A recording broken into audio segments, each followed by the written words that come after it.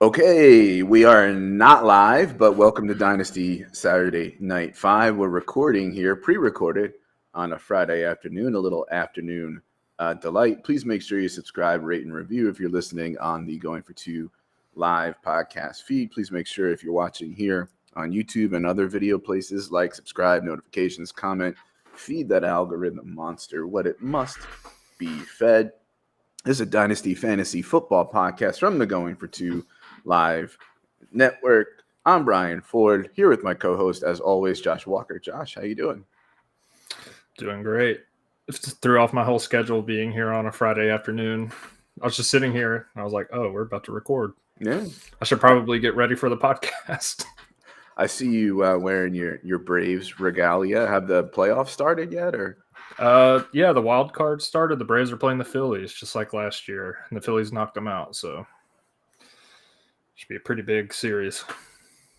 My brother texted me late last night. We didn't talk too much about it. Like he has this thing where I think he thinks I still kind of care about baseball and pay attention to the Mets, but apparently there's some unraveling with hiring and firing and illegal injury list this, and I was forced to play this guy, and I'm like, man, it's been a shit show. I thought this Cohen guy was supposed to be the savior. It's been a nightmare, huh?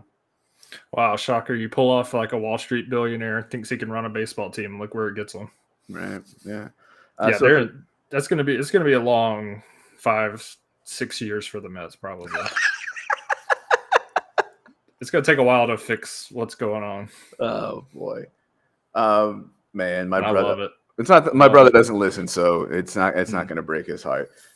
So in case you don't know, here on Saturday Night 5, we use lists of 5 as sort of a way to talk about Dynasty Fantasy Football. Tonight's topic is going to be we might be wrong about certain things. And, last week we had this sort of discussion of kind of trying to figure out with the changes in the NFL, how do you identify outliers? How do you identify the best bets among the good bets? How do you identify, certain guys to fade? And I think it kind of rolls into this topic today, because you and I think if there was a spectrum of like stick to priors, take lock, and overreact at the littlest thing, we're somewhere in that middle. And we've got 4 weeks now, right? So the question is, like, for me, just sort of rhetorically, what makes me stick to my priors on a player or a situation after 4 weeks of information, and what makes me say, oh, well, no, this is sticky and I was wrong and this is something I need to shift and take action on. And how do I strike the balance between saying, well, I had my priors for a reason and they were good priors, I trust my process, and adapting to new information, not getting take lock, moving off your priors without being too like overreacty. And I don't know that I have a really good answer to any sort of heuristic or rule of thumb or guideline as to, well, this makes me come off my priors and this doesn't. I think it's kind of a case by case thing, but I still maintain that 4 weeks is still 4 weeks and there's a lot of overreacting going on. No, I agree. I think context is very important when we talk about some of these things, because while it is only 4 weeks, context matters whether to panic over someone you thought was going to be higher or someone, that's booming that probably might not the rest of the year. Maybe Puka, when Cup comes back, things get settled down. So I do think take context into consideration before you. And if you do that, it's not, that's me being confident saying I know what I'm talking about with these, but it's kind of hard to not, like, I'm pretty confident with what I'm going to say here that I'm wrong about based on context. So it's not, I don't think it's as much of a guessing game if you use context correctly. Like take certain things. One interesting thing that I learned the last maybe year or two is so Preseason ADP is as much or better an indicator of what things are going to look like at the end of the year as the first 3 weeks of actual results are.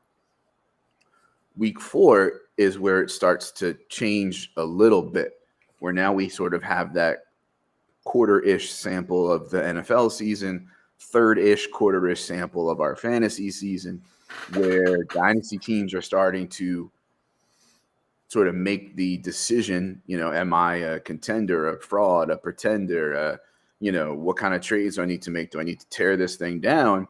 Week 4 is kind of where that starts to say, like, okay, well, maybe now, we have, enough info to kind of, but still, and I don't know if this is like, scientific proof, but I have a surprise for you. I want to show you something. Right. And usually when someone says, I have a surprise for you, I want to show you something, that can lead to many different things, but we are PG-13 or maybe a soft R here on Going for Two Live. We'll keep it kosher. So these are the top 12 quarterbacks in 2022 as per Fantasy Pros scoring. For the left-hand side is weeks 1 to 4. The middle is weeks 1 to 14. So the regular season fantasy is over and you were about to hit the fantasy playoffs.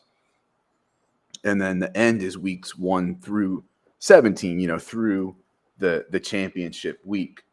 And, as you can see, there's some change, right? Like snapshot of after 4 weeks last year, Carson Wentz was a top 12, quarterback. Derek Carr was a top 12 quarterback. Mahomes was still only QB4, right? Goff top 5. Right, yeah. And then look at the end of the season, Fields turned it on, and he's a top 5 quarterback by the end of the year and that sort of thing, right? And so if we look at the running backs from last year, right?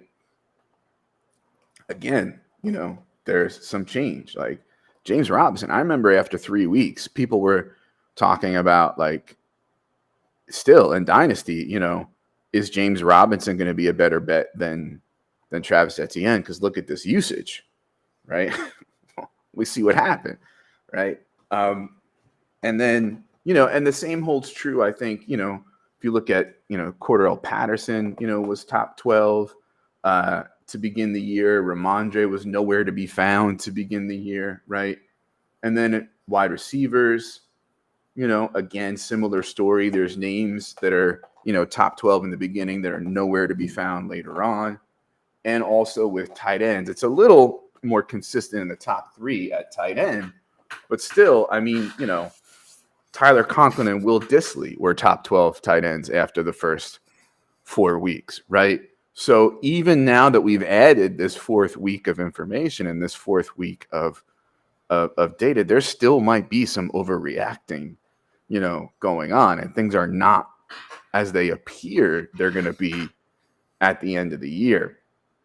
So I didn't have time to pull like who currently the top 12 are now at each of these positions. And it might be a fun game to play as far as like, who do we think is going to, fall out and who's going to rise, right? But there are things that seem like they're going to stick or that seem like a trend now after 4 weeks that is not going to be that by the end of the year. And, and that's kind of why I still struggle sometimes with, being slow, quote unquote, to change my rankings or pull rookies up the rankings quickly. It's kind of the reason why, the name of this episode is We Might Be Wrong About, right? So, I mean, I don't know, any reaction to those lists of names and stuff? Yeah, weirdly enough, I have, because this moment of time, Friday from like 3 to 7 is usually when I do all my prep for the podcast. So I have some pages pulled up. I actually have the Fantasy Pros weeks 1 through 4 leaders. So if you wanted to know some of that information, just quickly, I could. Because in tight end, Johnny Smith's 11th overall. Atlanta tight end 1, Johnny Smith. Devon Achane's top 5 in 2 games, basically. Mm-hmm. So one takeaway I did have, now is the time. I tried by week 4 to know where I want to go with my teams. Like, for example, I have a team, even though I'm 3-1, with some injuries happening. I just lost Mike Williams, lost Javonte Williams. I have a good young core, and I have a bunch of second-round picks. It's a trade I put in the Discord. I traded Lamar Jackson and Breece Hall away because I'm probably not going to be winning this year or next year. Traded them away for early first-round pick. It's projected right now to be top 3. It's a gamble.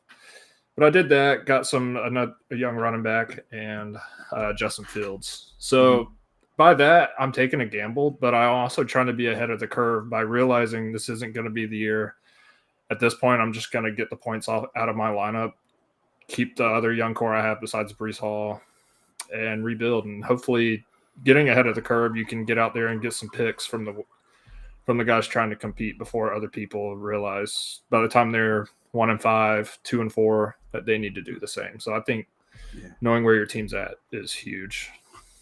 And that reminds me of a couple things. First off, the Justin Fields portion of it, just to highlight, life comes at you fast and things can change.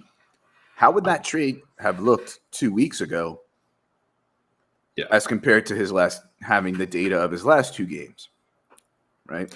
And then on top of that, it reminds me of, like, I was just thinking today, week 4, like and into week 5, as the buys are about to start, as we hit that quarter point or whatever, it's kind of when I don't want this kind of sounds weird, but like actually start paying attention to my teams, to look at,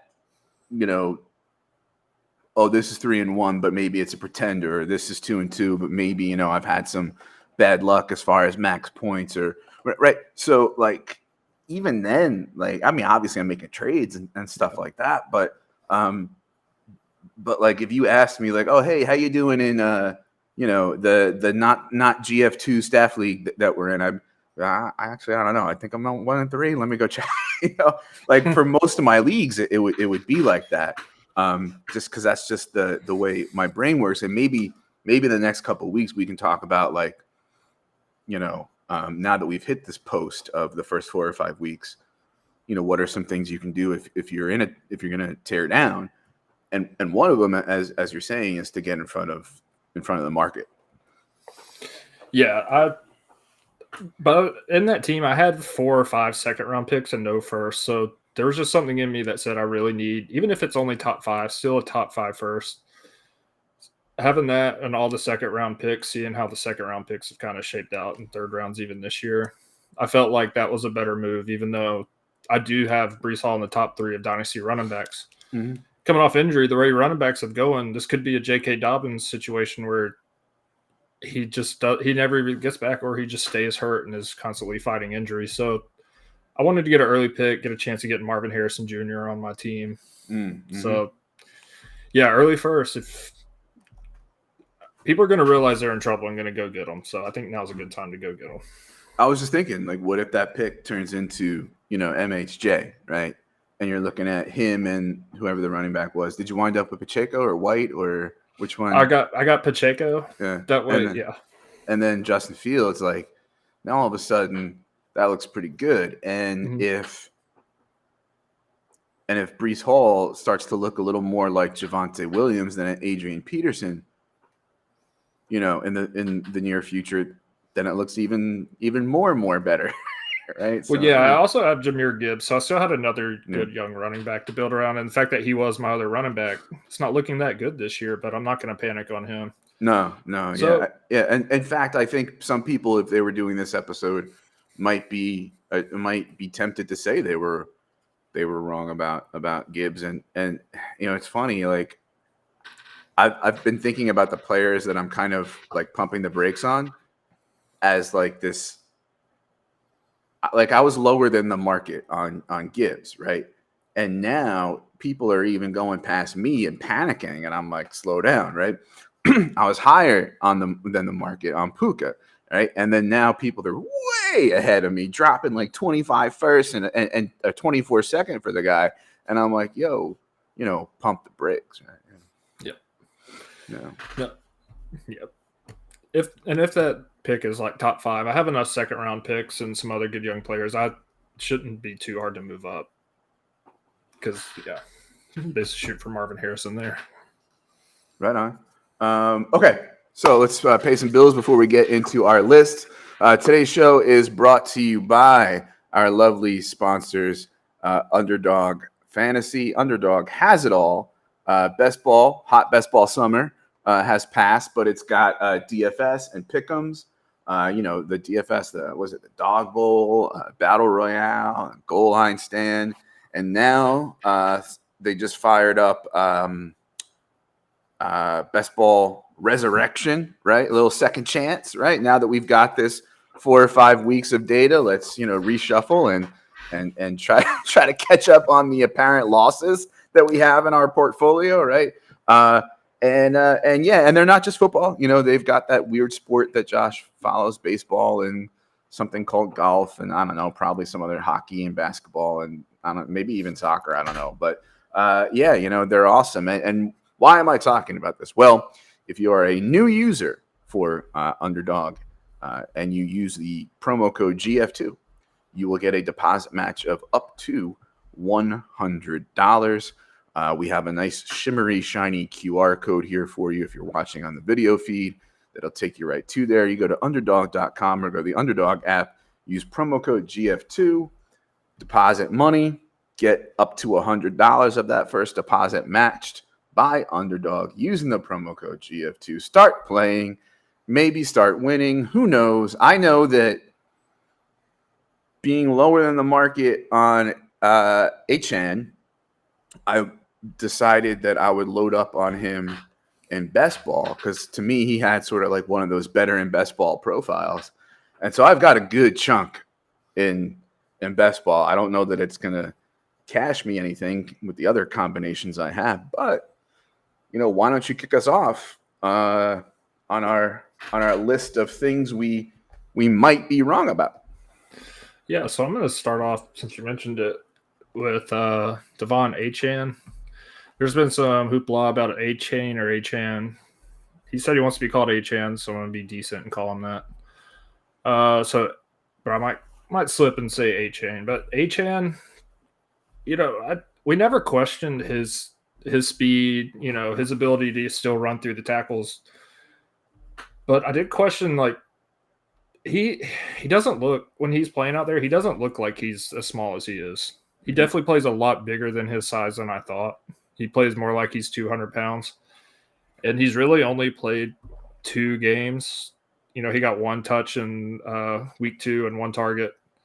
But in the 2 games he's played, he's got 4 touchdowns, and he's the RB4 on the year. I think the system is absolutely perfect for him.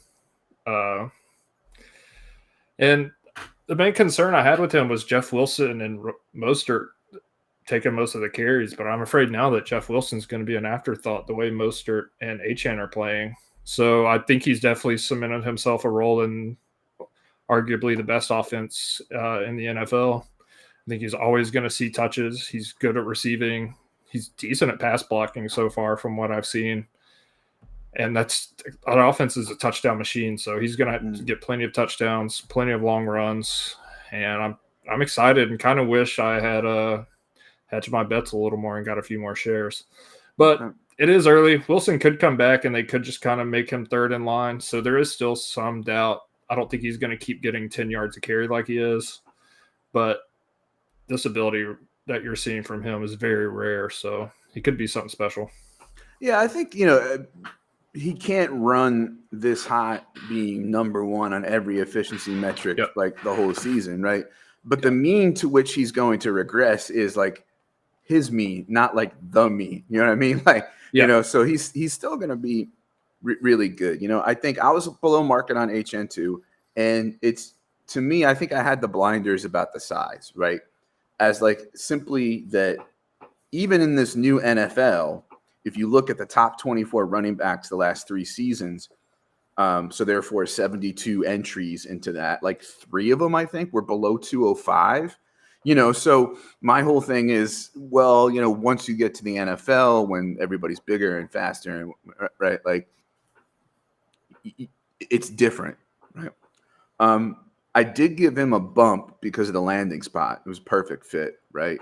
But even then, it was a team that brought back 4 running backs, right? Like Wilson, Mostert, Gaskin now gone, and Ahmed, all were re-signed, right? And so you were like, and but besides the bump for landing spot, one thing that I kind of like after the draft looked back on was in Achane's defense, we didn't have a clean comp for him because no one at that size checked like the other boxes too, like that size and day 2 draft capital, that size and day 2 draft capital, and a pretty much workhorse profile at Texas A&M, which I think I too readily dismissed because right? And here we are. And also when you looked at his numbers in college, when it came to like tackles, right? Like, a lot of it was people were pointing out, well, he's not breaking a lot of tackles per play, right? His yards after contact is like, one person got a hand on his thigh pad and then he goes for 60 yards. That's yards after contact. There wasn't a lot of tackle breaking going on. But I think when we look at like missed tackle forced, which I think also includes like evading tackles, taking a better angle, not just breaking them, you're looking at a guy who it was a more complete player who had more positives going for him than I realized at the time. He's probably added some weight too. I think he's added about 5 to 10 pounds. Reports are, and he's a very natural runner and much better between the tackles than a guy like Jahmyr Gibbs, who I also had some slight size concerns about. So okay. So all this to say, where is he now in your running back rankings? See, I have been hesitant to do it, half because I just started a new job, half because I don't want to overreact. I haven't really messed with my rankings since the season started. I've been trying not to be reactionary because I have a habit of doing that, but I'm definitely moving him in the top 20 for Dynasty running backs, probably close to, I'd have to really look, but he might even break top 15. Just because I think the fact that they have multiple running backs in that system, I don't think he's going to be overused. I think if he does get an injury, they're going to be very cautious with him because they don't have to put him out there. So probably around 15-ish. Yeah, I've got him at 17. He entered the rankings after the draft at like 35. Got him up to 17. Looking even at just at my rankings, someone who is, trying not to overreact and is sort of working from this idea of, well, I'm bringing him up all the way from 35, which is below where some other people have, right? Like, I can still make the case that I could put him up at like 11 or 12, right? For me personally. There are some people, though, like, friend of the show and, Achane brand ambassador, Jacob Sanderson, just moved him to his, Dynasty RB5, right? Like, to me, that's a little much, but in defense of that take, his rankings are purely based on like value, like market value, price, like, this is what the value is. If you can buy for less, if you can sell for more, whatever. And that's not the only thing that I put into my rankings. That's not what it's tethered to. So, because I know, like, even though he's my running back 17, I can get more for him, and it would cost more to buy him than a number of guys who I technically still have above him at the moment. So. Yeah. So one thing I was just thinking, where in a rookie draft, knowing what you know now, where would you take Achane? I mean, okay, so like if we drafted a rookie draft now, where do you think? Does he make it into the big 6 that we had before? I think so. I think I'm taking him over Addison before Gibbs after JSN. I think I'd still take JSN at 4, maybe 5 or 6. I think that's where I would. I still think I'd have those top 6. I'd take him 7, I think. if it was a 1.75 or higher tight end premium, I think I might still take Kincaid or even Laporta these days before I took Achane. So, I was going to ask you, and this is going to lead, I think, well into my first one on the list. What do you think, assuming you are wrong, and I would be wrong on Achane too, to be fair, what did we learn from that for next time? Because I wrote him up as somebody who was, I'm okay if I'm wrong with him. I'll fade 5'9", 188 every time. So what I learned was not every 5'9", 188 is the same. Yeah, I think we really, or at least me, I underestimated. We talked last episode that we did about the shift in, like, the paradigm shift, similar in the NFL, about shifting to smaller guys even on defense. I think we kind of, or I at least underestimated that, and just thought, like, even 190, that's too small. But looking at, and I know you'll talk more about smaller guys like Tank Dell, some of these smaller dudes are out here balling, and it doesn't seem like they're taking the hits that it seems like they used to. So I think we kind of underestimated the amount that, like, size actually matters. Like, it does, for especially for longevity, but I think we overstated it. Okay, especially someone who's an anomaly, like, does his only comparisons were like LaMichael James, these other guys who were basically special teamers. So there was no data to go back, and so maybe if somebody breaks the mold like that, just take a chance on them, right, and always hedge your bets. Well, that leads right into my first thing that I got wrong, sort of a broader category of short kings and small boys. And we're spelling kings with a Z and smol boys, SMOLBOI, maybe a Z at the end. Sure. Short kings and small boys. For consistency. So, yeah, going through the rookie process, it was this tension that I had between, well, the data says X about size, right? Like, guys who are below this line, often not good bets to make, et cetera, right? And there was this tension between, is the data just not caught up yet to the shift in the NFL where the smaller guys in space are doing fine? Some of them, at least, right? Devonta Smith, probably most notably, right? But at the same time, there was this other push coming from this opposite direction of, well, the defenses have started to figure this out, so we're running more 12 personnel, more power run, more gap running, right, inside to counteract that. So it's like that paradigm shift to the littles is over before it started, because now we're on to the next thing. And I think I oversold the latter, that the NFL was moving back and saying, well, no, the defenses have figured out the littles, we need to, right? And so when we have guys like Tutu Atwell finally, breaking out in Kupp's absence, I mean, his role is going to decrease, but we didn't think he had that in him, right? Mm-hmm. When we look at Tank Dell, a guy who to your credit, you liked him a lot more than I did. I basically dismissed him. I said, listen, he's an elite separator, but whatever, 5'9", 163 ain't going to cut it in the NFL, right? Achane, also, among them. And, I guess I could go through this. James Cook, I think is faring better in his second year than I expected. I could probably look at a list of running backs and wide receivers and come up with a few more. And so, I got that wrong. I was too early to move off the short kings and small boys. Like, even Josh Downs, a player who I loved. Like, I love Josh Downs. But there was always this but, which said, if the NFL is moving back to more 12, more gap running, then a guy you can be small and you can be only slot, but you can't be small and only slot. Maybe I was wrong, right? I mean, listen, he's not setting the world on fire. He's doing okay. Maybe he's got more of a future than I was willing to give him. Like, I slightly faded a player I really liked because of that.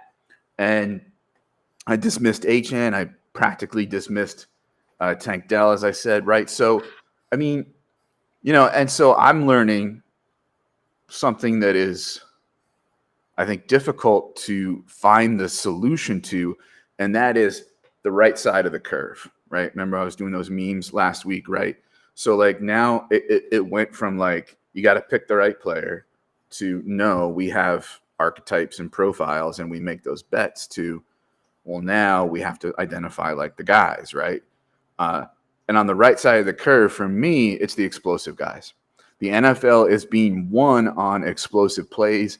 Defenses are doing everything they can to limit explosive plays to high safeties, blah, blah, blah, right? So finding the guys that can be explosive, right, in a world where the defense is giving bend, don't break, right? You know, those guys are the guys to bet on. And often they can be these types, these short kings and small boys. And I think from an NFL perspective, doing it from the run game, like with Achane and Mostert, is more useful because that too high shell, or whatever the hell they call it, right? Like that's like, let's eliminate the explosive pass, the deep pass, right? So doing it from the run game is really an edge, even more so probably than a guy where it's like short A dot and then give me some yak. But short A dot and give me some yak is still very important. And so is I'll sit down in a zone like Puka, right, to counteract these two high shells. And so, but for us in fantasy, since running backs get injured more, we should probably lean more towards the Tank Dells of the short kings and small boys than the Devin Achans. I don't know. But so, yeah, so I got that wrong. Short kings and small boys. It's still a hot little guy summer. And it might be for another year or two before that, you know, and then maybe the data finally catches up. Yeah, I think it's more kind of a higher risk, higher reward on guys like Achane over guys like one you didn't mention who I like, another Zay Flowers or Tank Dell. I think you'll get more longevity out of them, but also I think it'll be a little bit easier to shut them down as opposed to, or they'll have more games where, you know, against a good defense or against a more physical defense, they might struggle. Yeah, I think you nailed it. We both definitely did not look too much into size coming into the year, which weirdly enough, I don't know if it's just running back. I did not knock receivers nearly as much for size as I did running backs. And maybe that was an oversight on my part, though. Like, just be universal about it. Well, I mean, the running backs it's like 20 car crashes per game, right? Like, that's true. But like Tank Dell, when we a couple episodes ago, you were I had him at like wide receiver 94. You know, like I was like, this guy, Xavier Hutchins is going to have an easier time adapting the NFL than this guy. And now he's 49 for me, right? So, yeah. All right. Yeah, I'm going to jump to someone where I don't think I was wrong about the talent of the person, but I think I was wrong about how good the system is. I'm going to go with Brock Purdy. I don't think he's made huge leaps and bounds with his ability. I do think he's shown some improvement, and I do still think he's very lucky watching the games. There are some plays that I think should have been turnovers that ended up not being, whether George Kittle or Debo have to go up and break up an interception or it just gets dropped. But he has been very good this year. He's had 3 weeks out of 4 where he's finished top 13. And I think on the year he's a QB1. I mean, he's got the best position players around him. Brandon Ayuk is absolutely breaking out. Debo looks better than he did last year.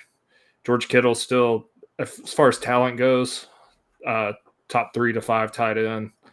Christian McCaffrey is absolutely balling. So he's got all the pieces around him, and I don't think I put that into account as much and Shanahan because it's a very QB-friendly system. He doesn't have too many hard throws to make.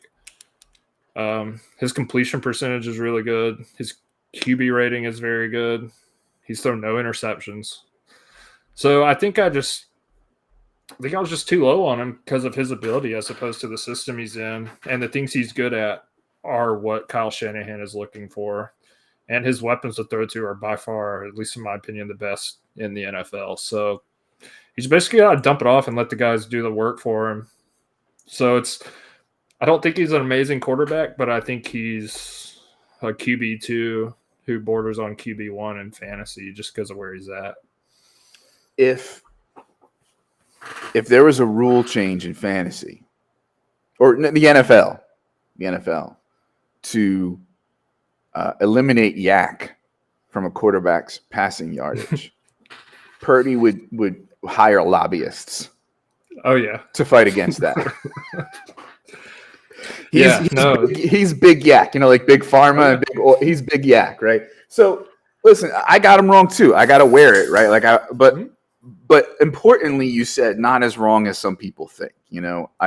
I think in his rookie year, by going from Mr. Irrelevant to where he went, he showed us a few things, and one of them is like we're obsessed with like young guys, but this guy spent 4 years and he's experienced, right? He had like 42 starts, right? Which is a very different story from Trey Lance, very coachable, right? And, has a certain kind of intelligence for the game that's different from a kind of intelligence that some other quarterbacks have. We talked about that a little bit with the role that racism plays in that, but like the type of intelligence that Kyle Shanahan wants and refuses to change on, Purdy fits. And there was this quote, I don't know if you saw it the other day, where Shanahan was asked, like, what do you say to people who say that, Purdy's a product of the system? He's like, oh, that's ridiculous. You just look at the tape. He's done it in time and again in playoffs, and just look at the tape. And I'm like, bruh, what's on the tape is a quarterback benefiting from your system and your coaching and your scheme and from the weapons around him. Yeah. Don't get me wrong. He probably improved on flaws, benefited from having time on the bench while Jimmy and Trey were playing, right? But in the end, I think if you took him out of that and put him on a lot of other teams in the NFL, and absent like a scheme change to fit him, like he wouldn't be as good, and I'm starting to realize more and more, like, there's very few quarterbacks who are at that level where they're essentially scheme proof. You know what I mean? Like, could drop them onto any team and they'd be fine.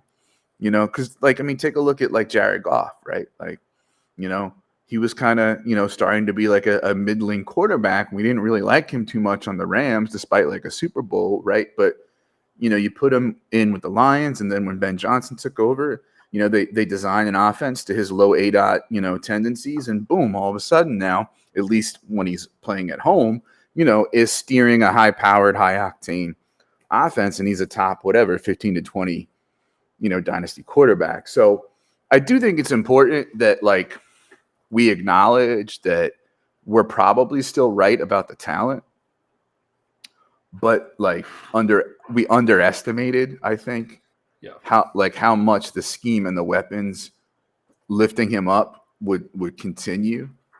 I'm still interested to see where he ends up at the end of the year. Like, we'll see. I don't know. I'm still a little skeptical on him. I finally, people will laugh, but like just this last week, it was the first time I put him above Lance in my dynasty rank. I don't have a huge issue with that, because I will say this. I've always been, I wouldn't say a Sam Darnold guy, but I think Sam Darnold has more upside and more arm talent, and I think could be better in that system than Brock Purdy. And that just kind of goes to show the talent. Like, Sam Darnold does have a little bit more flaws, kind of more of a gunslinger, but Sam Darnold at the end of the year last year looked really pretty in between pretty and really good on an offense that's worse than what Bryce Young has to deal with this year. Like, he came out looking pretty good. So I think you could pretty much put a lot of quarterbacks into that system, and they're going to be fantasy relevant with their weapons. So I was having a polite debate with somebody on Twitter who seems to be really invested in Jordan Love being a very good quarterback and me being wrong about that, right? And one of the things I was saying to him is, listen, Jordan Love is pretty much Purdy, being buoyed by scheme and coaching, just without Purdy's weapons and, slight difference in experienced number of starts, right? Like, I don't know. I mean, like, do you think if you put Jordan Love on the 49ers, the results would be very different? No. I would Purdy do better? I'll concede that, yeah. But I don't know that if you put Jordan Love there, that it would be like drastically different. I think if you put Purdy in the Packers, they wouldn't be as good as they are with Jordan Love with the Packers. I'll say that. Okay, well, no, what's the differentiation there? If you don't mind me kind of digging on this a little bit. I think mobility, and I think Love has a little bit more hidden upside. That he's got a good receiving core, but they've dealt with a lot of injuries so far. Mm-hmm. Watson just got his first game in, so I still think there's some room for Love to grow. I just think he's got a better arm and a little bit more mobility. You might not be able to make reads, process through his reads as quick, but I think that can. Well, I don't know if it'll come. He's been in the league a little while, but I think getting out there and actually seeing it while you're playing is a little different than watching it from the sideline. So,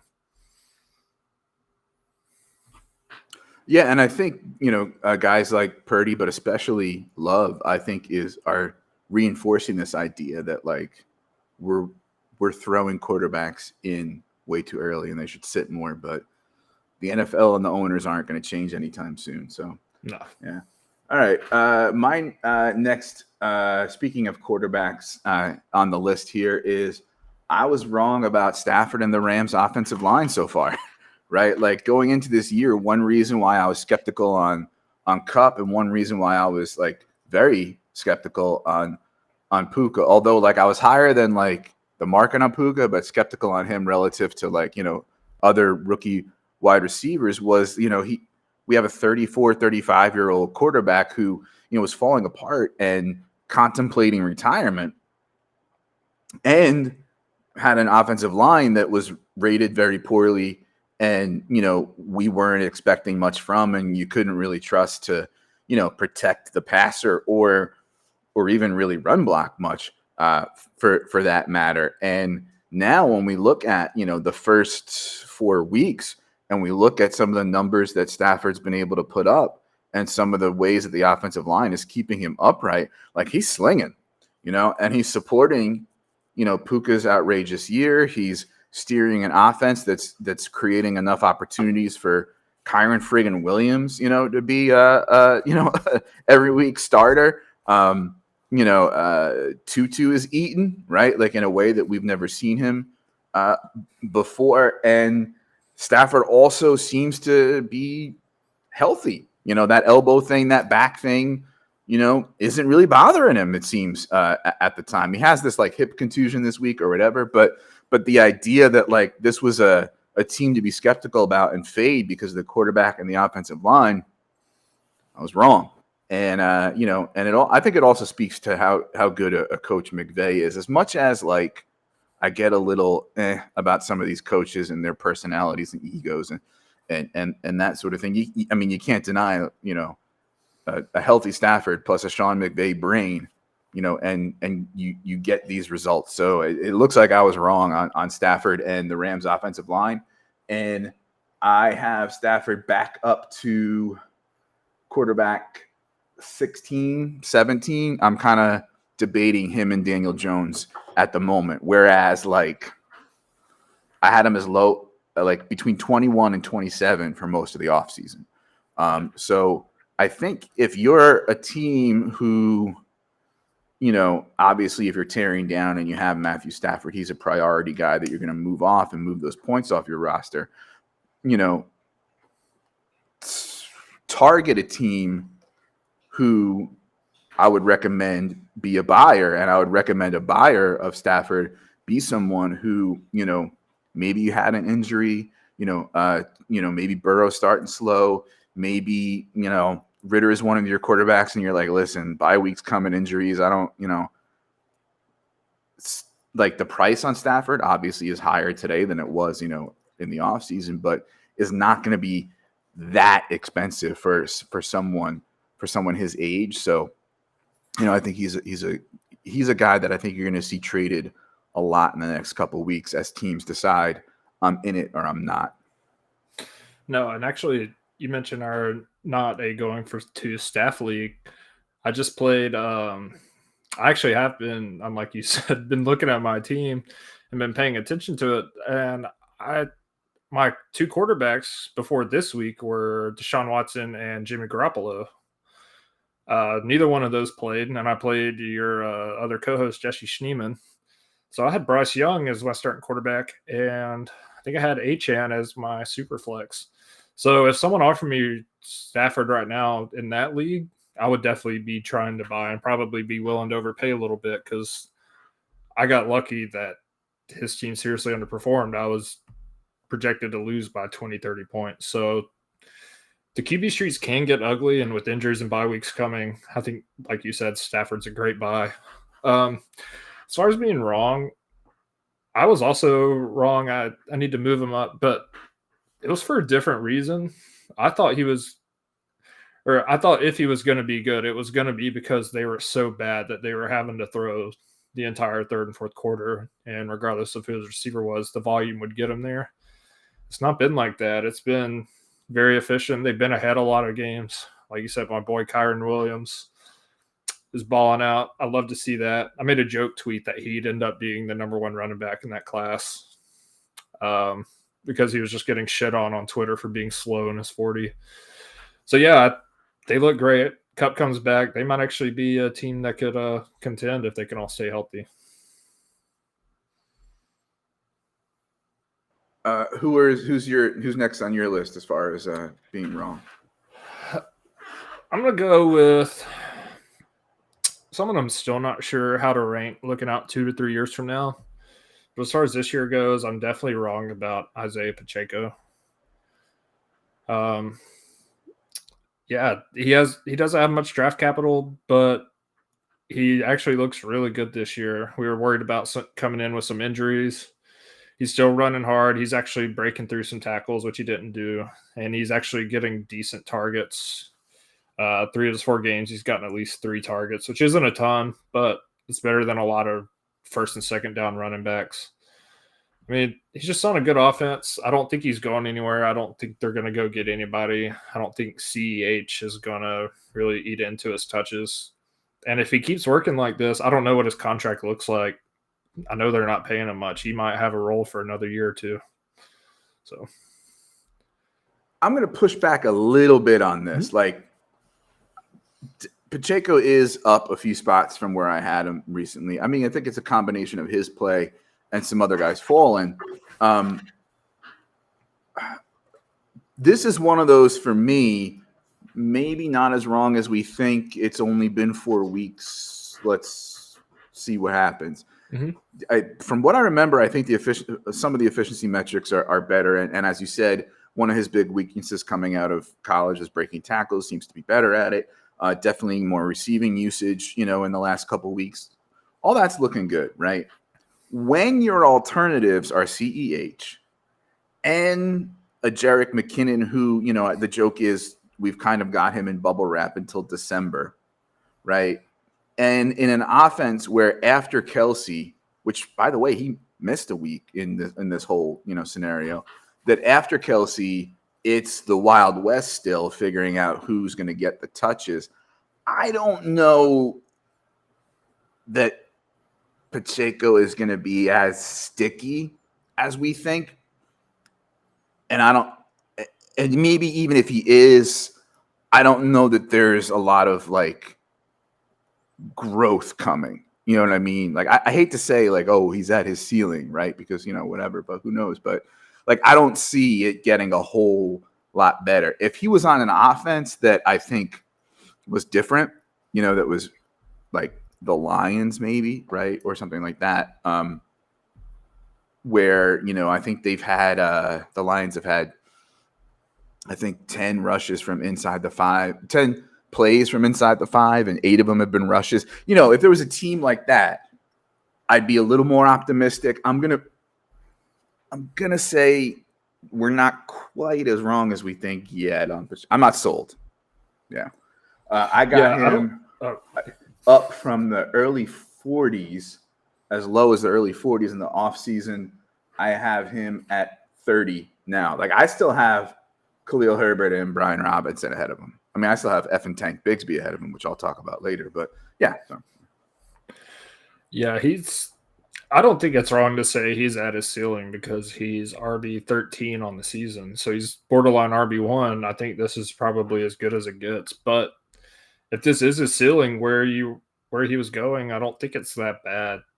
And if you get this all year, given the way running back is, I just think I was a little low on him. I didn't draft him. I don't think I even have a single team where I have him, except the one I just traded for him, but I'm not even really competing. I'm probably going to try and see what I can move for him. But I don't know. I think he could be a good RB2 or 3, and I think that's fine. I wasn't even expecting that, though. So, I'm going to say that my next one is I got wrong ranking Bryce Young ahead of Stroud. I was early to say, okay, Richardson's the one. Like the upside is just undeniable. But I vacillated on who was 2 or 3. Like essentially they were even for me. And depending on like the day or the hour was where I leaned. I ultimately landed on Young, not because of the bullshit S2 intelligence testing. You know how I feel about that, right?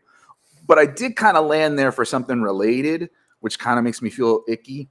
The idea for Young was, okay, size aside, he processes well. He's got a very good processor. He's a pro-ready, processor, reader of defenses, etc. He's a field general, right? Like he's like a pro quarterback, whereas Stroud was a very good thrower and developing some mobility, but maybe a little bit of the Ohio State helmet scouting wasn't like the processor and going through like 3 progressions and that sort of right. So that's ultimately where I landed. I was not one of those people who was getting cute and taking Gibbs ahead of any quarterbacks in super flexes, right? Like I think there's a set of people, who are in those leagues who are sometimes a little too sharp for their own good, where like it was common for Stroud to fall to 106 because Gibbs was going like 103, 104, right? Whereas most of my leagues, was occasionally somebody taking Gibbs ahead of the quarterbacks, but mostly people are just like, listen, it's super flex. Let's just do this, right? But I did have, Bryce as 2 and Stroud as 3 as far as quarterbacks go. What I think I also okay, so what do I learn from getting this wrong is probably a little Ohio State helmet scouting. I'll admit it. But also, I didn't know anything about Bobby Slowick, the offensive coordinator, right? I looked at this team that seemed to have, at least from what people were saying, made the wrong move in, trading next year's first to get Will Anderson. So there was no like high-end Marvin Harrison Jr. coming next year, and had a defensive-minded head coach in D'Amico Ryan, and had this quarterback who was a very good, thrower and really a really good passer. I shouldn't say thrower, like very accurate anticipation, that sort of thing, but like needed some work as far as like the, diagnosing and that sort of thing. I didn't realize Slowick is one of these like, up and coming, like galaxy brain, like Mike McDaniel, Shanahan tree guys, right? It kind of reminds me, like the last time I paid close attention to baseball, it was when like obviously analytics had taken root, and then that was the ripples were coming where like the 35-year-old GMs and managers, right, were getting hired, and the wonder kids, right? It like the NFL, I think, is kind of reminding me of that now. Like we always kind of said, well, baseball was ahead of the NFL with analytics, but they're catching up, and now we're seeing, I think, ripples in, obviously the play calling with the 2-point conversion chart's been there for a couple of years, but we're seeing these like, wonderkins, like Mike McDaniel and Bob and Bobby Slowick and really the nerds, like the data nerds Like, love these coaches, right? Like, and it kind of reminds me of that like shift in baseball where like the tobacco chewing, like, manager got replaced by the, look at the chart. Oh, do the shift. Oh, now it's time to bunt kind of guy. Not to dismiss the latter, but I think we're seeing a little bit of that changing of the guard in the NFL. I don't know. What do you think? No, I think I've never really thought about that before, but like we were talking about the Mets, they got Buck Showalter as their manager. Anytime someone gets hit on their team, whether it's accident or not, he thinks, the old head like thinking, oh, we need revenge. I was intentional. If not, we'll get them back in 3 years from now. It's like, just move on. I think that's getting into analytics as opposed to, we punt on fourth down, fourth and inches, we're punting. I mean, it's definitely shifting to a younger, I don't want, not necessarily younger, but just people who are more analytically minded, and that just happens to be younger people who are more into data and stuff like that. I've never really thought about that before. But yeah, as far as CJ Stroud goes, I was at first, when I saw the landing spots, at first I wanted to put Young ahead of Stroud because I had Stroud ahead just because I thought the upside was a little bit higher. But when I really started looking at the weapons that the Texans had and just how bad the Panthers' offensive line was, it got me a little nervous for someone his size being under duress. I thought Stroud's size and arm talent, and Stroud looks even better than I thought he was. He's making really good anticipation throws. He's throwing balls to receivers before they even make their cuts. He's processing the field, and I think a lot of that is because of the offensive coordinator. And one thing, since we're talking about things we've learned, I need to pay more attention to offensive coordinators and QB coaches because I think that's saying a lot, especially for, we talked about Justin Fields. First 2 or 3 games, they were not calling favorable plays, but the last 2, he's looked like a different quarterback. Seems like they really shifted how they call. So I think I just need to start looking into OCs and QB coaches even, just because I think that's context that matters. That's a good note as far as like what did we learn from being wrong. So, for the purposes of moving forward, I struggle with this, but I've got Stroud at 10 and Fields at 11. I think it's a recognition of they're in the same tier, but let's face it, the market is really hot on Stroud, and it hasn't rebounded yet for Fields. If you're a rebuilder, I mean, I don't like those terms like rebuild, like I don't know, whatever. It's the language. Not competing. It's the language we use, but like if you're not competing this year, find the person who has Burrow and see what you need to add to Stroud to get Burrow. I'm not saying we're seeing Stroud's ceiling, especially as far as performance goes, but people are already starting to say he's a top 8 quarterback, that he's usurped guys like, Trevor Lawrence, Tua, that sort of thing. I don't know. Like, could you?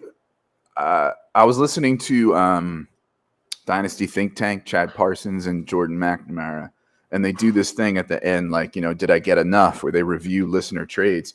One of them was CJ Stroud in a second for Burrow. Like, could you imagine that trade having been possible a few months ago? Right? Like, so there's leagues where that can happen. Go figure that out.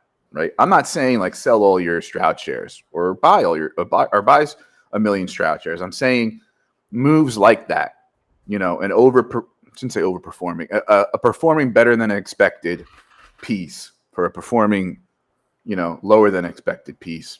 Make that move, right? And I think that's something that you can probably do. Where do you have Stroud? Sort of like where do you anticipate you might move him in your rankings when you update them? I think I'm still going to have him behind Fields, but I think I'm going to have him right around the 12, 11. I just, thinking about it, I just still think I'd pay more to get Justin Fields because the age difference isn't massive. They're both young quarterbacks. I think with the right OC, I say put Justin Fields with Shane Steichen, And I think he's a top 3 quarterback because he's making it. I think Anthony Richardson's very good, but I think he still has some flaws. But I think with the right OC, you can really cover up those flaws by calling to really cater to your quarterback. Mm-hmm. Yeah, I mean, that rushing piece that Fields has is... Yeah, it's... So, like, going into any given season in the next 3 years, we can almost guarantee that Fields is going to have more rushing than C.J. Stroud. Yeah, absolutely. In a much stronger way than we can guarantee Stroud will have better passing than Fields. Yep. I mean, we just saw Fields drop 300-plus passing yards and made it look easy. It was mainly just a one person, too. If they get another, like, really good receiver there, or like another rookie next year, he'll have just another person to look to. So, if I was one of those people who I hate, whose first reaction to anything happening is taunting the other side, I might say, you know, the people who are burying Justin Fields as, you know, dead in Dynasty, how do you feel now? I might say that. Yeah. But I don't do that sort of thing. No. I'm above that. But if I did. Who's next on your, or what's next on your list as far as things that you might have gotten wrong? This one's pretty quick, and I think this is one where I'm pretty sure that I'm not completely wrong about, but it is very surprising. I'm going to go with the Bengals offense being good enough to support both Jamar Chase, T. Higgins, Tyler Boyd, Mixon, and Irv Smith, because I talked about how I liked Irv Smith. I thought it was a good spot because Hayden Hurst had a few games at the early last season where it looked like they really liked to get their tight end involved, and he got hurt. So there really wasn't much data to go on them having a really good tight end. And now I'm not even thinking Irv Smith is a really good tight end.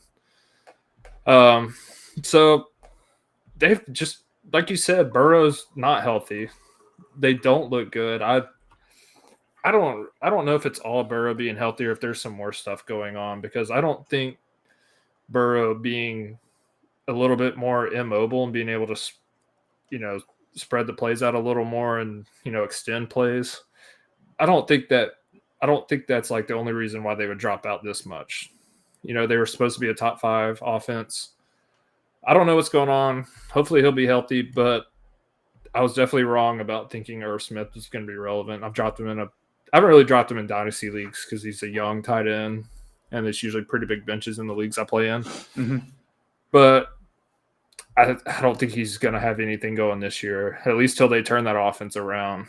Maybe this injury to T. Higgins, if it's be out a few weeks, maybe.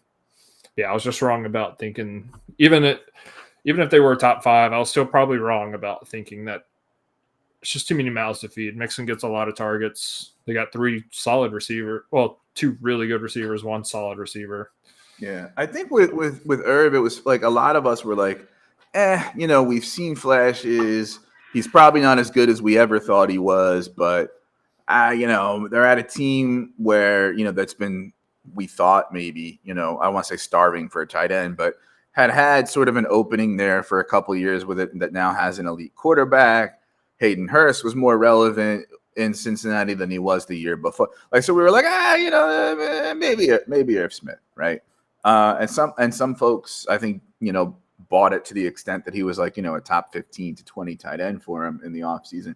I never got that high. Like, I remember I had him at like 37, and Jesse was like, "Come on, man, what are you doing?" And he was probably right, but yeah, I've got him now at 38, right?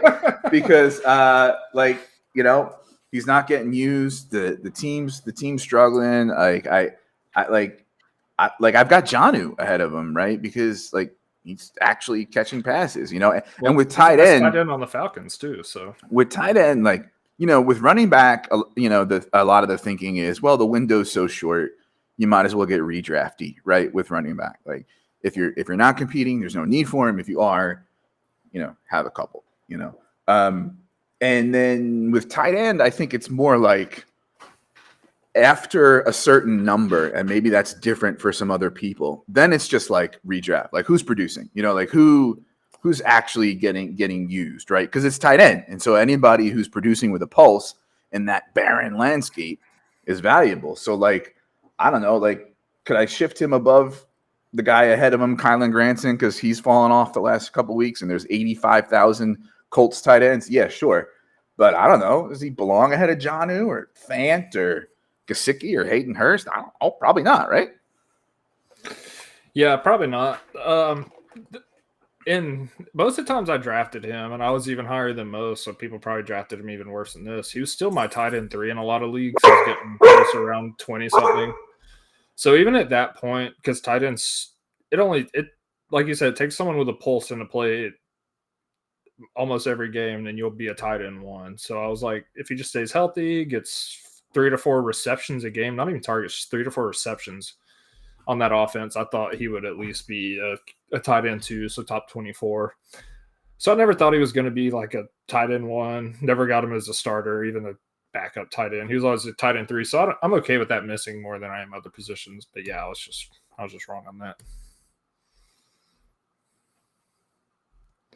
All right. So when we record live on Saturday nights, my dogs are half asleep. We record in the middle of a Friday afternoon, and like, I don't know, a door closes in my hallway, and all of a sudden it's let's bark. Antonio Gibson. I was wrong on Antonio Gibson. I told myself a story of Eric Bieniemy's coming.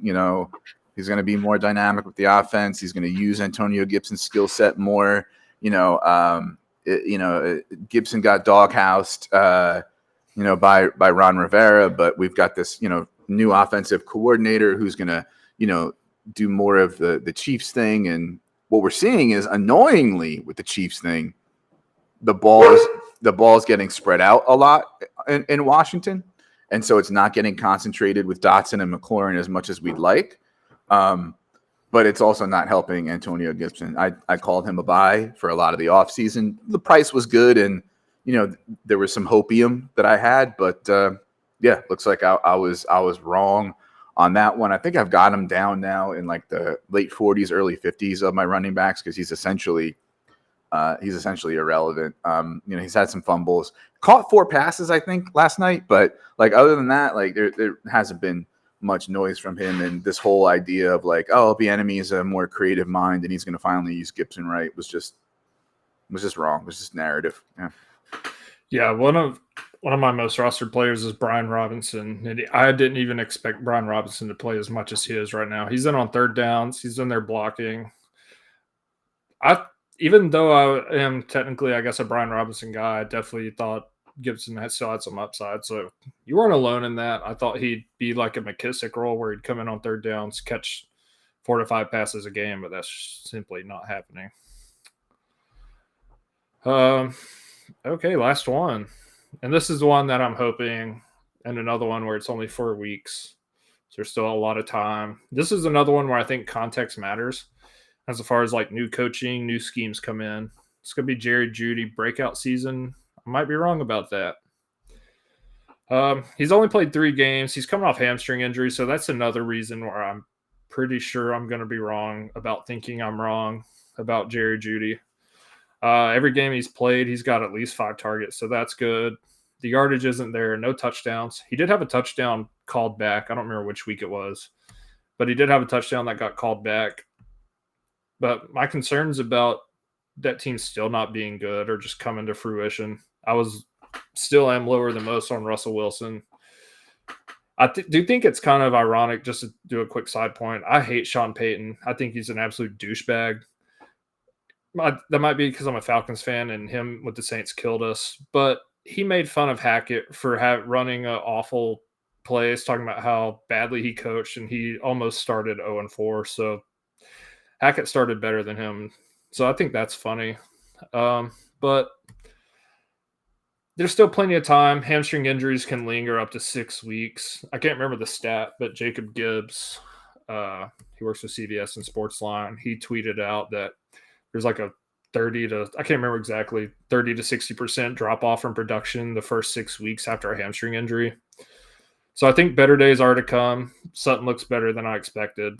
But with Dulcich being out, it's mainly just Sutton and Jeudy. Brandon Johnson has done better than Jeudy, but on much less target share, less targets per route run. But yeah, Jerry Jeudy's off to a slow start. Pretty sure it's nothing to worry about, but it is I figured he'd at least have 1 or 2 good games where he would be his top finish is wide receiver 34. So that's not Yeah, great. you were not alone in calling it a Jerry Jeudy breakout. I was optimistic, better offensive mind, we thought, coming in. This could be one of those things where between, recovering from injury, which can linger, getting used to a new coach and new offense and the culture, and sort of the team kind of getting their footing, this could look a lot better, in a few weeks. Russ hasn't been bad for fantasy, really, so there's hope there, but it could be one of those things where, if Mims sees more usage, if this McLaughlin kid, who I'm really excited to see this week, pops off and becomes like the quasi Kamara, for Peyton, like he had with the Saints. If they figure out how to use Dulcich right, et cetera, that there just might not be that big a slice. For Jeudy, I had him for a while in that big tier of 19 to early 30s. I've toyed with him being in and out of that tier over the past month or so. Right now, that tier is 19 to 35, and he's 34. But certainly could see him leapfrogging dudes. I still have Treylon Burks ahead of him, but that's certainly, I wouldn't argue with you if you put him ahead of Treylon Burks. So my last one is I struggled, not because I struggle to think of times that I'm wrong, but precisely because I kind of say, like I said at the top of the show, it's only been 4 weeks. There may be some overreaction here, but I might be wrong about Tank Bigsby's usage and how much it's going to be and how much he's going to eat into Etienne. In the first week, we saw it play out like we thought we would, like we were saying all off season, that he was going to have a good amount of usage. He had that weird play where it was he thought the play was dead, but then he got it he got it poked out of his hand and a scoop and score, right? Then the next game, I don't know if it was punishing the rookie and not using him in that next game, right? Because and then it was kind of game scripted out in that weird game against Houston, right? I got to look back more at the London game, but I think also that was a function of of a good defense and a negative game script. Now, obviously, you want a running back who's going to get used even in a negative game script, and I think eventually he can. I think he can be as good or better receiving back than Etienne. But as it stands now, in weeks 2 to 4, we're not seeing the Tank Bigsby usage that I was hoping or predicting, and so I could be wrong about that. Rookies are always better second half of the season. They're always better after their bye week. But it could be one of those things where, he's just going to see some goal line carries, and some occasional, catches here and there, but that it's less of a 60-40 and more of an 80-20. Yeah, I think the same could be said about Charbonnet at this point.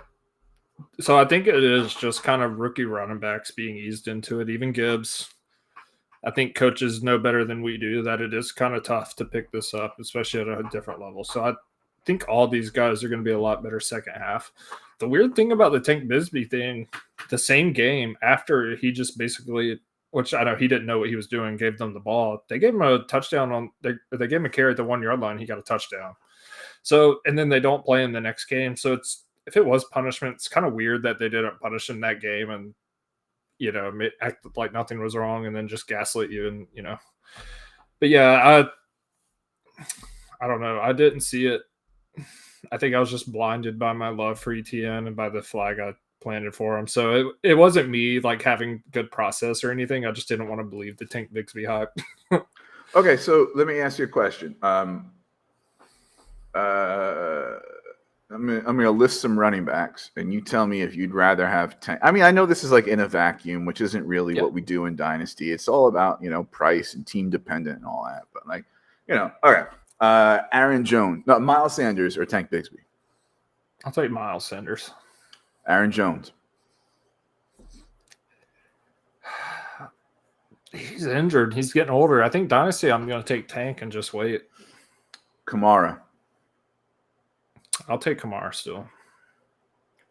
Charbonnet. I'll take Charbonnet over Tank. Spears. I'm taking Spears over Tank too. He's already getting work with Henry healthy. So yeah, Tank or Spears. Brian Robinson. Brian Robinson, yeah. I've been pretty high on him. Khalil Herbert. Tank.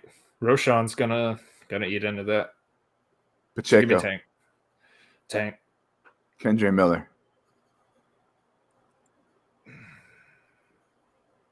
Tank. Yeah. So I just read you my running backs 22 to 32 minus Tank, who is 27. Yep. He's in between Spears and B-Rob.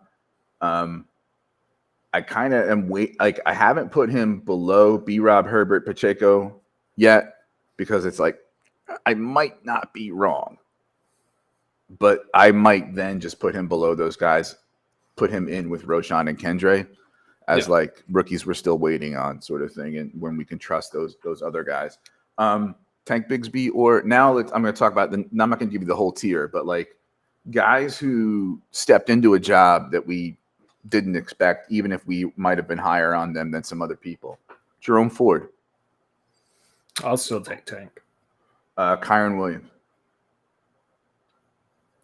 My bias is coming out here being a Notre Dame fan. I'm going to take Kyron Williams. He's got better. I think he's just as good receiving.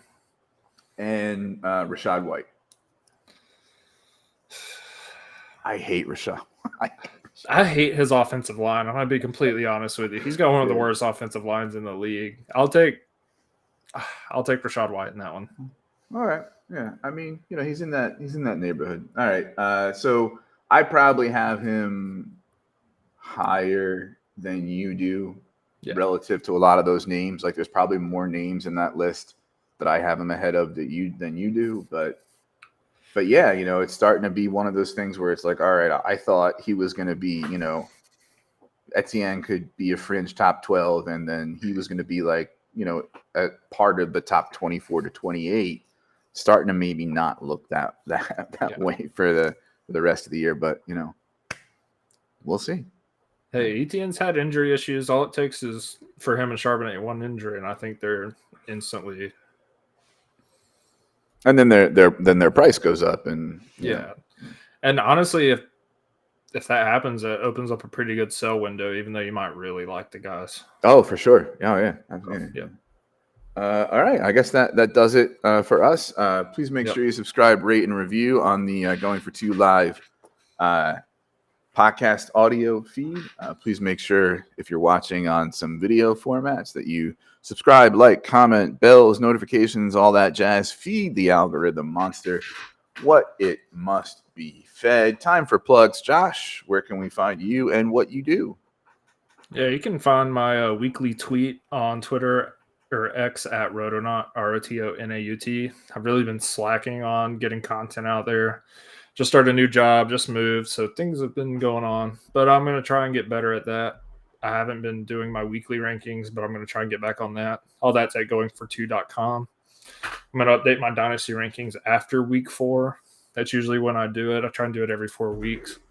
But you can find that on goingfor2.com also. And hop in the Discord into the Dynasty Saturday Night 5 channel and ask us questions, trades, anything.